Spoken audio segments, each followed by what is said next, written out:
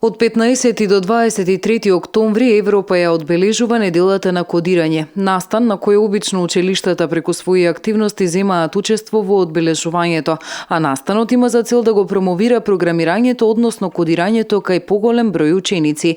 Битолското училиште Колеканински втора година поред зема учество преку клубот на млади информатичари. Годинава имаат 3 активности и дел им се во соработка со основните училишта Елпида Караманди и Ѓорги Сугарев.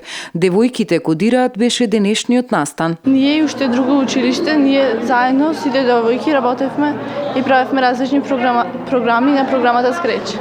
Кажи колку е тешко да се занимаваш со ваква? Не е многу тешко затоа што ние веќе 2 години го правиме ова.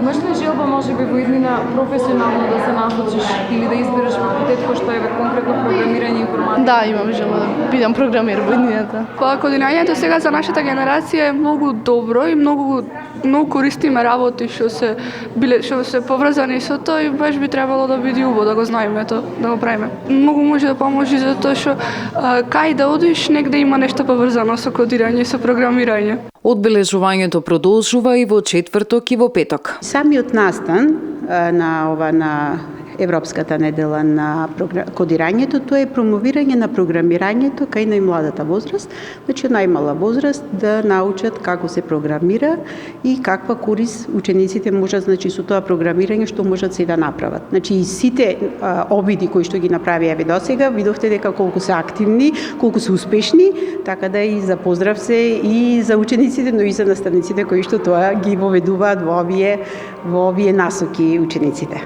Овој настан, Европска недела на кодирањето, е распространет низ многу држави и преку забавни активности се учат првите чекори од оваа професија, која се почесто зема замав при изборот на животна професија кај младите луѓе. Покрај девојките кодираат и лего роботи, в четврток е заедничкиот проект на трите училишта насловен "Програмирањето е забавно".